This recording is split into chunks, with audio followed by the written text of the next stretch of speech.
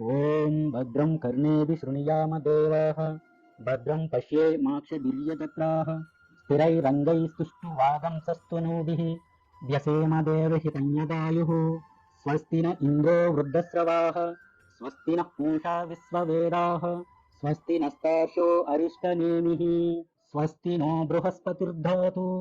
ఓం శాంతి శాంతి శాంతి. ఓం నమో భగవతే వాసుదేవాయ నమః. ఉపనిషద్ దర్శనం వచన పఠనం. అథర్వ వేదాంతర్గత ఉపనిషత్తులలో 13వ ఉపనిషత్తులో 2వ భాగం ఆ రామోత్తర తాపిన్యోపనిషత్. పూర్వం బృహస్పతి ఒకనాడు యాజ్ఞవల్క మహర్షిని ఇలా అడిగాడు. మహర్షి, భూలోకంలో ఏ పుణ్యక్షేత్రం కురుక్షేత్రం కన్నా గొప్పది? దేవతలకి దేవయజ్ఞాలకి నిలయమైనది ఏది? సమస్త ప్రాణులకి మోక్షాన్నిచ్చేది ఏది అని ప్రశ్నించగా యాజ్ఞవల్కుడిలా సమాధానం చెబుతున్నాడు. ఆర్య, భూలోకంలో అవిముక్త క్షేత్రమే అతి ముఖ్యమైన దివ్యక్షేత్రం. అది అన్ని రకాల సత్కర్మలకి దేవపూజలకి నిలయంగా ఉంది. సకల జీవులు పరమాత్మని చేరుకోవటానికి యోగ్యమైన స్థానం అది. అందుకని ఎక్కడికి వెళ్ళినా అవిముక్త క్షేత్రం ఒకటే ప్రధాన క్షేత్రంగా గ్రహించాలి. సర్వదేవతలకు అది నిలయం, బ్రహ్మప్రాప్తి కలిగించే స్థానం. అవసాన సమయంలో రుద్రుడు ఇక్కడ జీవుడికి తారక మంత్రాన్ని ఉపదేశిస్తాడు. ఆ ఉపదేశం వల్లనే జీవుడు అమృతుడై మోక్షాన్ని పొందుతున్నాడు. కనుక ప్రతి ఒక్కరూ అవిముక్త క్షేత్రమైన అనగా వారణాసిని సేవించాలి. ఆ తీర్థాన్ని ఎప్పుడూ వదిలిపెట్టకూడదు. ఆ తరువాత భరద్వాజ మహర్షి యాజ్ఞవల్కుడిని ఇలా అడిగాడు. మహాత్మా, తారకం అంటే ఏది? అది దేన్ని తరింపజేస్తుంది? యాజ్ఞవల్కుడు చెబుతున్నాడు. దీర్ఘ ఆకార సహితమైన అగ్నిబీజం బిందువుతో ఉంటుంది. రామ్ అని, తరువాత రామాయ అనే పదం ఏర్పడి దీనికి నమః అనే పదం చేరుతుంది. ఈ 3 పదాలు కలిసి రామ్ రామాయ నమః అనే షడాక్షర రామమంత్రం ఏర్పడుతుంది. దీన్నే తారక మంత్రం అంటారు. ఇదే కాకుండా రామచంద్రాయ నమః, రామభద్రాయ నమః అనే మంత్రాలు కూడా తారక మంత్రాలే. ఈ 3 రకాల తారక మంత్రాలు క్రమంగా ప్రణవ స్వరూపం, తత్ స్వరూపం, బ్రహ్మస్వరూపం అయి ఉన్నాయి. ఈ 3 సత్ చిత్ ఆనందాలు. ఈ విధంగా తెలుసుకుని ఈ నామాలను ఉపాసించాలి. ప్రణవం అనగా ఓంలో మొదటి అక్షరం ఆ, రెండోది ఉ, మూడోది మా, 4వ అక్షరం అర్ధమాత్రగా, 5వ అక్షరం బిందువు, 6వ అక్షరం నాదం. ఈ విధంగా 6 అక్షరాల తారక మంత్రం అవుతుంది. తనను జపించే వారందరినీ తరింపజేసేది కాబట్టి అది తారక మంత్రం అయ్యింది. 1 ప్రణవం అనగా ఓంకారం, 2 రామ్ రామాయ నమః, 3 రామచంద్రాయ నమః, 4 రామభద్రాయ నమః అనే ఈ 4 మంత్రాలు తారక మంత్రాలని గ్రహించాలి. ఈ మంత్రాలే ఉపాసనకు తగినవి. ఈ మంత్రాలు గర్భ జన్మ జరామరణ భవబంధాలని పూర్తిగా నశింపజేస్తాయి. ఏ బ్రాహ్మణుడైతే తారక మంత్రాన్ని నిత్యం జపిస్తూ ఉంటాడో అతడు సకల పాపాల నుంచి విముక్తిని పొందుతాడు. అతడికున్న అపమృత్యు దోషం తొలగిపోతుంది. ఈ మంత్రం ఎవరినైనా బ్రహ్మహత్య, వీరహత్య, భ్రూణహత్య దోషాల నుంచి విముక్తిని కలిగిస్తుంది. సంసార భయాన్ని తొలగిస్తుంది. ఈ మంత్రజపం చేసినవాడు ఎక్కడుంటే ఆ ప్రదేశం కాశీక్షేత్రంతో సమానమవుతుంది. అతడు మహాత్ముడై చివరికి అమృతత్వాన్ని పొందుతాడు. ఓంకారంలోని ఆ కారాక్షరం నుంచి సుమిత్రాదేవి పుత్రుడైన లక్ష్మణుడు జన్మించాడు. అతడే ఆదిశేషుడు. జాగ్రత్ అభిమాని అయిన విశ్వుడు ఓంకారంలోని ఉకారం నుంచి శత్రుఘ్నుడు జన్మించాడు. ఇతడు స్వప్నావస్థాభి అయిన తైజసుడు. ఓంకారంలో ఉన్న మకారం నుంచి అనిరుద్ధాంశంతో ఆవిర్భవించినవాడు భరతుడు. ఇతడు సుషప్తి అవస్థకి అభిమాన ప్రాజ్ఞుడు. ఇక శ్రీరాముడు. ఈయన అర్ధమాత్రా స్వరూపుడు, త్రిగుణాతీతుడు, బ్రహ్మానందైక విగ్రహుడు, వాసుదేవ స్వరూపుడు. ఇలాంటి శ్రీరామచంద్రుడి సన్నిధిలో ఉన్నందువల్లనే జగదానందదాయిని, సృష్టి స్థితి లయకారిణి అయిన సీతాదేవిని బ్రహ్మవేత్తలందరూ ప్రకృతి అని వ్యవహరిస్తున్నారు. ఈ సీతాదేవి మూల ప్రకృతి. ఈమె ఓంకారానికి నిలయంగా ఉంది. ఓం అనే ఈ ఏకాక్షరం పరబ్రహ్మ స్వరూపం. కంటికి కనిపించే ఈ ప్రపంచమంతా ఓంకార స్వరూపమే. భూత వర్తమాన భవిష్యత్తులంతా ఓంకారమే. ఇది ఇలా త్రికాలాల్లో ఉంటుంది. ఈ త్రికాలాలకి అతీతంగా ఉండేది కూడా ఓంకారమే. ఈ ప్రపంచం మొత్తం ఓంకారమే. అంతర్యామిగా ఉన్న పరమాత్మ కూడా ఈ ఓంకార పరబ్రహ్మమే. ఈ పరబ్రహ్మానికి 4 పాదాలు ఉంటాయి. మొదటి పాదం ఆయన నిత్యం జాగ్రత్తావస్థ స్థానంగా కలిగినవాడు. బహిర్ముఖ ప్రజ్ఞుడు. ఆయనకి 19 ముఖాలు ఉంటాయి. స్థూల విషయాల్ని అనుభవించే ప్రస్వానరుడు అనగా అగ్ని ఆయనకి మొదటి పాదం. రామబీజమైన రామ్కి ఓంకి ఎలాంటి భేదం లేదు. ఇక శ్రీరామతత్వాన్ని గురించి చెప్పిన వివరాలే ఓంకారానికి ఉన్న 4 పాదాలు. ఓం మరియు రామ్ల యొక్క అకార ఉకార మకార అర్ధమాత్రల యొక్క పట్టిక ఈ విధంగా వివరించబడింది. అకారం విష్ణు, ఉకారం బ్రహ్మ, మకారం రుద్ర, అర్ధమాత్ర పరమాత్మ. అకారం జాగృత్, ఉకారం స్వప్న, మకారం సుషుప్తి, అర్ధమాత్ర తురీయం. అకారం స్థూల, ఉకారం సూక్ష్మ, మకారం ప్రళయ, అర్ధమాత్ర విశుద్ధ బ్రహ్మ. అకారం సాత్విక, ఉకారం రాజస, మకారం తామస, అర్ధమాత్ర గుణాతీతం. అకారం తెలుపు, ఉకారం ఎరుపు, మకారం నలుపు, అర్ధమాత్ర శుద్ధం. అకారం లక్ష్మణ, ఉకారం శత్రుఘ్న, మకారం భరత, అర్ధమాత్ర రామ. అకారం విశ్వ, ఉకారం తైజస, మకారం ప్రాజ్ఞ, అర్ధమాత్ర తురీయం. ర్ అనే అర్ధమాత్ర, ఆ అనే మాత్ర, అనే అర్ధమాత్ర, ఆ అనే మాత్ర అనగా రామ అవుతుంది. పరబ్రహ్మ రెండో పాదం. స్వప్నావస్థ స్థానంగా కలిగినవాడు, అంతఃప్రజ్ఞ కలిగినవాడు, 7 శరీరావయవాలతో ఉన్నవాడు, 19 ముఖాలు కలిగినవాడు, మానసిక విషయాల్ని అనుభవించేవాడు అయిన తైజసుడు రెండో పాదం. పరబ్రహ్మ మూడో పాదం. ఎక్కడైతే బాగా నిద్రపోయినవాడు ఎలాంటి కోరికని కోరడో, ఎలాంటి స్వప్నాన్ని దర్శించడో ఆ స్థితినే సుషుప్తి అంటారు. అలాంటి సుషుప్తి స్థానం కలిగినవాడు, ఏకంగా ఉన్నవాడు, ప్రజ్ఞానగణుడు, ఆనంద స్వరూపుడు, చేతోముఖుడు అయిన ప్రాజ్ఞుడు అతడి మూడో పాదం. నాలుగో పాదం. ఇతడే సర్వేశ్వరుడు, సర్వజ్ఞుడు, అంతర్యామి. ఇతడే సర్వానికి కారణభూతుడు. నిజంగా ఇతడే సకల జీవుల ఉత్పత్తి వినాశనాలకి కారకుడు. ఈ పరబ్రహ్మం అంతఃప్రజ్ఞ కాదు, బాహ్యప్రజ్ఞ కాదు, అప్రజ్ఞ కాదు, ప్రజ్ఞానగణం కాదు, ప్రజ్ఞ కాదు. అది కనిపించనిది, గ్రహించటానికి వీలు కానిది, నిర్దేశించి చెప్పలేనిది, ఏకాత్మ ప్రత్యయసారమైంది. దీనికి జాగృతాది ప్రపంచాలు లేవు. శాంతమైంది, ఆనందమయమైంది, అద్వైతంగా ఉన్నది ఇదే నాలుగో పాదం అని ఋషులు భావిస్తున్నారు. ఈ పరబ్రహ్మే ఆత్మ. అతడే తెలుసుకోదగినవాడు, సర్వదా ఉజ్వలమైనవాడు, అవిద్య దానికి సంబంధించిన కార్యాలు ఏవీ లేనివాడు, నిజభక్తుల అజ్ఞాన బంధాల్ని నశింపజేసే ద్వైతం లేనివాడు. అతన్ని ఆశ్రయించిన వారికి కూడా ఈ రెండూ ఉండవు. అలాంటి అనిర్వచనీయమైన పరబ్రహ్మమే శ్రీరాముడు. అలాంటి రామచంద్రుడిని నేనే అని ఉపాసకుడు నిత్యం భావన చేయాలి. ఓం తత్ సత్ యత్ పరం బ్రహ్మ అనే పేర్లతో ప్రతిపాదించబడేవాడు, చిన్మయుడు అయిన ఆ రామచంద్రుడిని నేనే, సచ్చిదానందమయ పరమజ్యోతి స్వరూపుడినైన ఆ రామచంద్రుడిని నేనే అని ఈ విధంగా ఉపాసకుడు భావించి మనస్సు ద్వారా పరబ్రహ్మ పరమాత్మ అయిన ఆ రామచంద్రుడిలో లీనం కావాలి.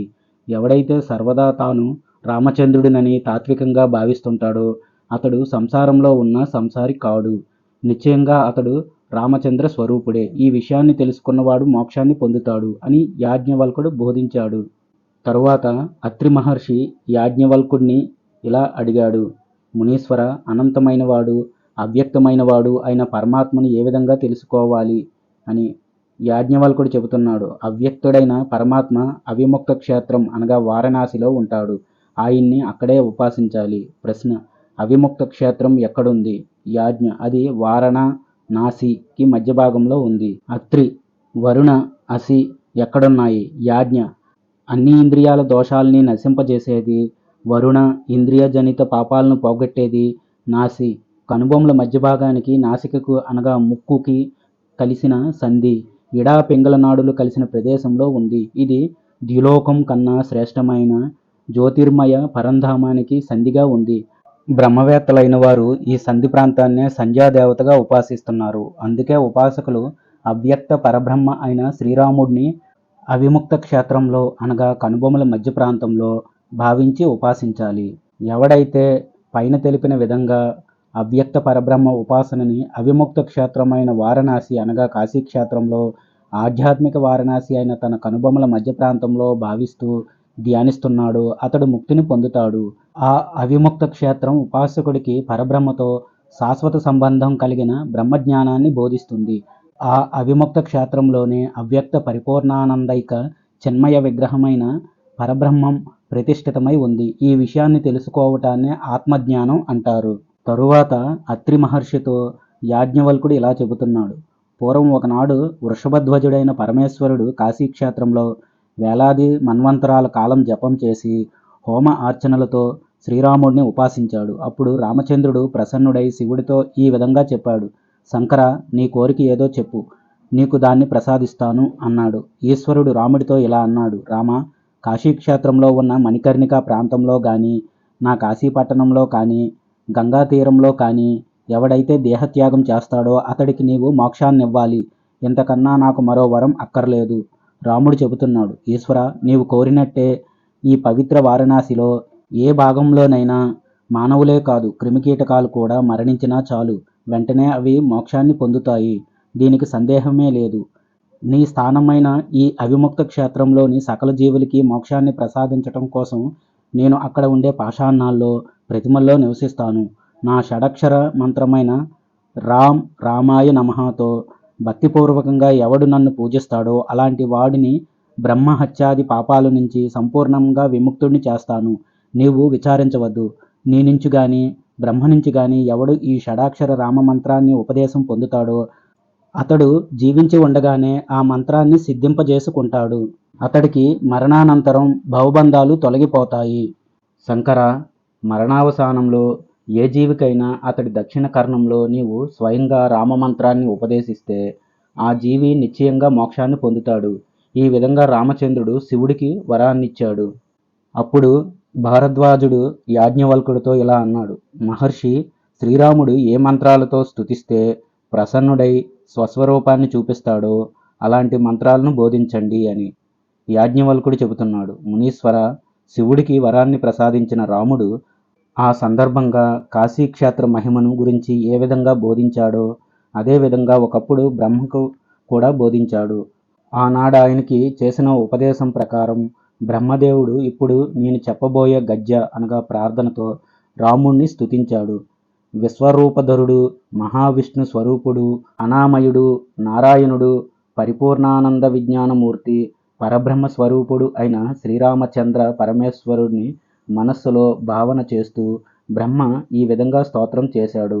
అద్వైత పరమానంద స్వరూపుడు, సర్వోత్తముడు, బ్రహ్మ, భూ భువః సువః అనే లోకాల్ని తానే అయినవాడు అయిన శ్రీరామచంద్రమూర్తికి నమస్కారం అనగా ఓం యోహవై శ్రీరామచంద్ర భగవాన్ అనే మంత్రాన్ని ప్రతి ప్రార్థనా మంత్రానికి ముందు చేర్చాలి.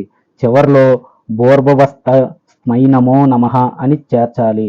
అఖండైక రసాత్ముడు, బ్రహ్మానందాత్మ స్వరూపుడు, తారక బ్రహ్మ అయినవాడు, బ్రహ్మ విష్ణు స్వరూపుడు, సర్వదేవతా స్వరూపుడు అయిన శ్రీరామచంద్ర పరమాత్మకి నమస్కారం.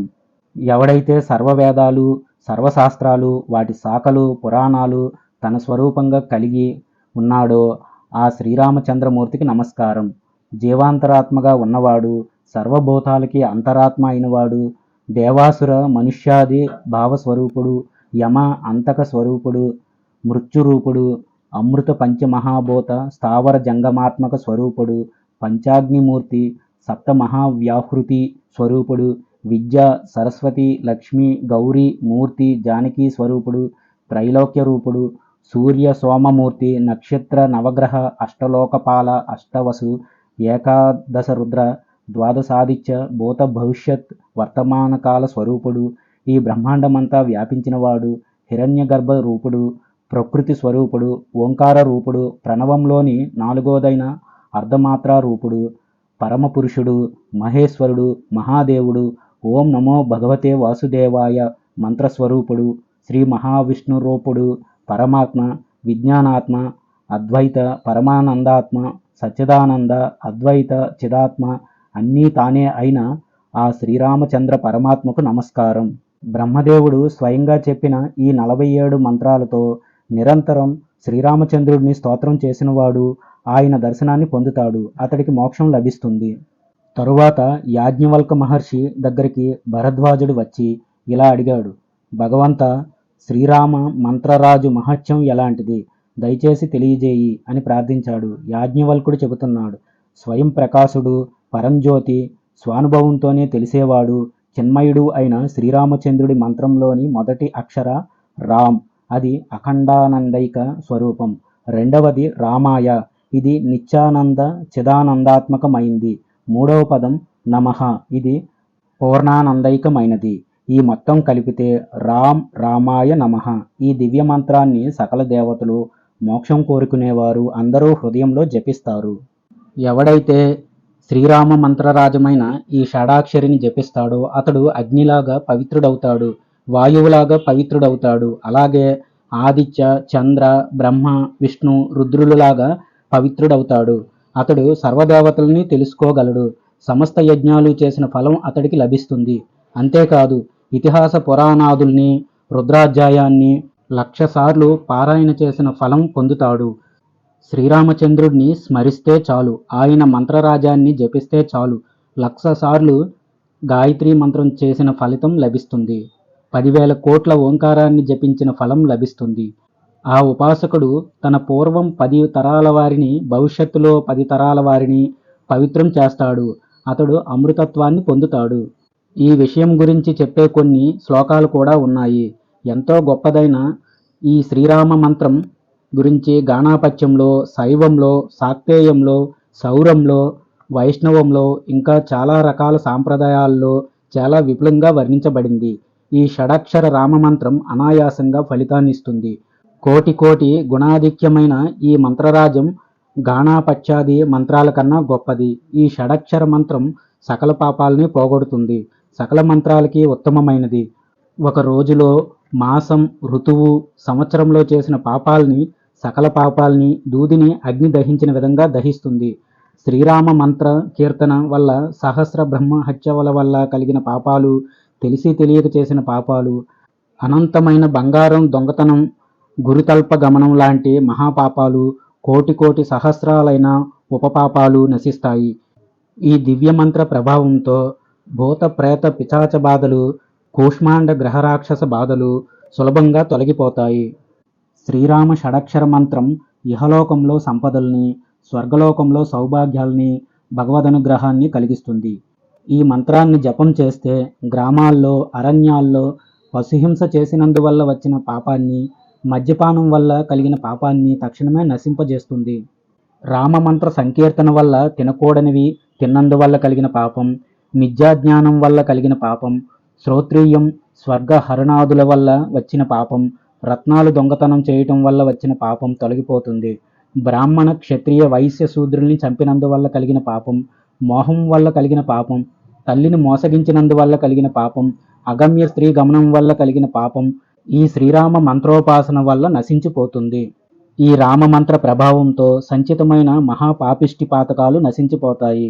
బుద్ధిపూర్వకంగా చేసిన మాతృపితృ వధ వల్ల వచ్చిన పాపం, పాప కథలను వినటం వల్ల, శయనావాస భోజనం వల్ల కలిగిన పాపం నాశనమైపోతుంది.